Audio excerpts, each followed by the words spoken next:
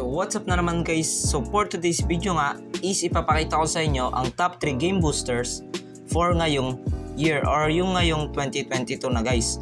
So yun nga guys, dahil bagong taon na tayo, syempre bagong format na naman tayo ng video, and then meron ako ipapakita sa inyo ng top 3 na pinaka-suggested ko at saka gumana rin siya kasi dito sa phone ko, which is yung top 3 game booster.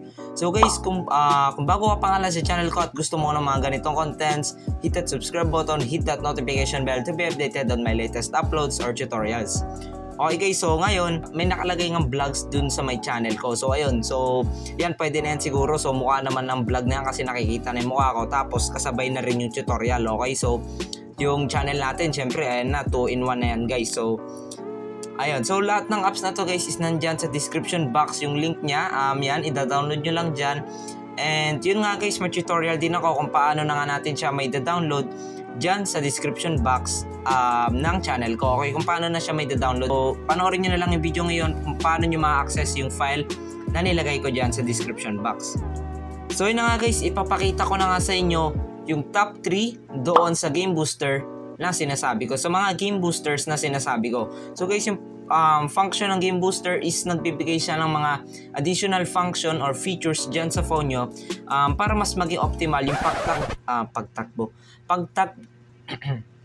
pagtakbo niya while gaming your favorite games like Call of Duty Mobile, which is my personal favorite, and Mobile Legends, and any other games guys. So marami na rin akong games dito na nilalaro, so medyo hindi ako nakapokus kay COD M ngayon.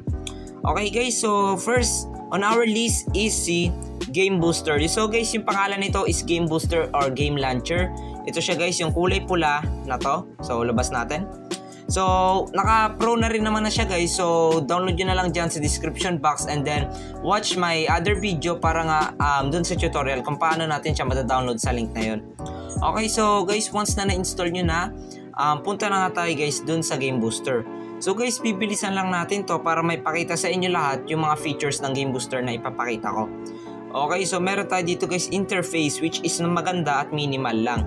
So meron tayo dito sa gilid, meron tayong crosshair. So ayan, may crosshair, click yung permit. Game Booster. Ayan. So meron tayong crosshair na ibibigay dito. So ayan yung kulay green. So pag naglalaro kayo guys, useful din siya kung gusto nyo ng crosshair dahil ayaw nyo yung crosshairs dun mismo sa game nyo. So next is meron tayo FPS monitor, which is kakount niya yung FPS doon habang naglalaro ka sa cellphone mo. So siguro naman guys, hindi siya medyo accurate. Device model, CPU model, so yan. And paano natin siya maboost? Click nyo lang tong auto boost, permit, and hanapin natin siya. So Game Booster. So once na done na, click nyo yung boost dito sa taas or sa gilid, and device boosted na agad. So X lang natin. And then paano nga ba natin siya ma-apply sa mga games natin? So ang gagawin nyo lang is magkiklik kayo ng games nyo, and then doon magra-run na yung Game Booster. So guys, suggest ko rin sa inyo guys is i-try nyo tong tatlong to, and then siguro makahanap kayo ng pinaka-effective nga doon sa phone mo or sa phone nyo, okay?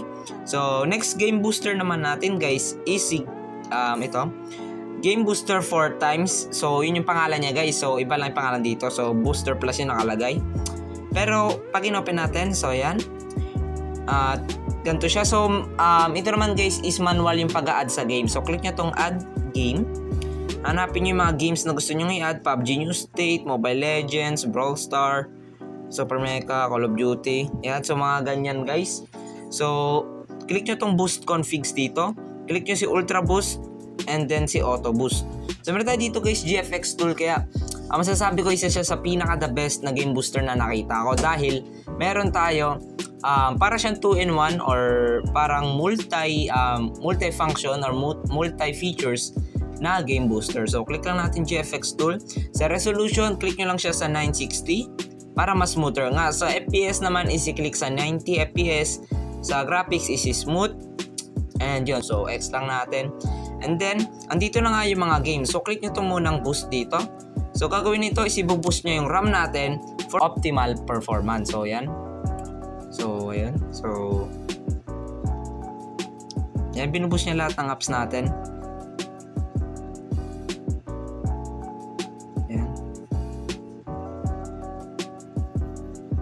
So done. So cancel ko lang to and then optimize na daw. Ayan. So paano nga ba tayo mag-launch ng game? So katulad lang rin sa kaninang app, is i-click lang natin yung mismong game na papatakbuhin natin and then yun magrara na siya. Yung modifications na ginawa nyo, which is yung Ultra Boost, Auto Boost, Normal Boost. So kay Ultra Boost meron tayo boost the device for benchmark and heavy gaming. So heavy gaming, kung heavy gamer ka at saka low end user ka lang, goods to. And then Auto Boost, Normal Boost. Okay? So next naman nating game booster is si gaming mode. So ito guys, si gaming mode, pinakamadaming feature na game booster na nakita ko. So click nyo lang gaming mode, the ultimate game experience booster. So click nyo tong switch sa taas, yan. I-click nyo yung clear background apps, boost RAM while playing game. So click nyo yan. And then click nyo tong naka-moderate siya guys. So ang gagawin muna pala natin is i-enable natin ito sa taas. Click nyo continue. So gaming mode, yan. So guys, kung nabibilisan kayo sa pagsasalita ko, pasensya guys dahil pinagkakasya natin itong 3 game booster na to or 3 best game booster for me ngayong 2022. So medyo mabilisan talaga guys para mapakita ko sa isang video lang. So dito guys sa clear background apps, i-click nyo siya sa aggressive. So ano nga ba gagawin sa aggressive? Parang mas aggressive yung pag-click niya dun sa RAM, dun sa mga apps. Okay, pag for example, is nag-open kayo ng app. So, ang gagawin niya, pag kinlik nyo yung clean or boost, isi-click niya talaga ng sobra yon para hindi nga tumakbo sa background mo. Click nyo yung whitelist apps. Ito naman yung whitelist apps, yung hindi niya i-clear sa background or i-kill sa background. Hindi niya ito i-kill. So, for example, gusto nyo, want a cleaner, click nyo yung save. That's it. So, yun, back na natin. Dismiss muna natin. Then, dito tayo sa disable auto brightness. So, hindi naman na siguro siya kailangan nun kasi hindi naman siguro kayo naka-auto brightness. Auto reject calls, allow. Block WhatsApp calling kung may WhatsApp kayo, so wala ako. Notification blocking, continue. Ito guys, suggest ko to kung wala pa kayong do not disturb mode sa cellphone nyo sa mga older Android versions nga. So scroll lang natin, block internet access, so hindi na natin yung gagalawin. Back lang natin and then mag-a-add na tayo ng games. So dito sa baba, click nyo yung plus. Then hanapin nyo yung game which is si Call of Duty. So blah blah blah. So hanap na lang tayo. The next guys is change individual game settings. So dito guys sa individual game settings naman is individual na yung gagawin natin. So meron naman tayo ditong auto mode. Auto mode. So click nyo auto mode. And apply settings automatically when you launch the game from everywhere. So guys, gaming mode stability can be improved. Tap here to know more. So hindi na muna natin yan papansinin. So i-add lang natin tong mga games na gusto natin. So yun. So scroll lang natin. And that's it. So kung paano ba uli natin siya mabuboost? So ang gagawin nyo lang is i-click mismo dito sa app. Sa mga apps na to, yung game na gusto nyong laruin, doon nyo siya ila-launch para nga magagamit yung game booster guys. So yeah, so yun na guys yung top 3 game booster for me na talagang nakakatulong sa mga low-end device or low-end gamers na talagang masasuggest ko sa inyo. Okay, so tried and tested ko na rin siya sa luma kong phone.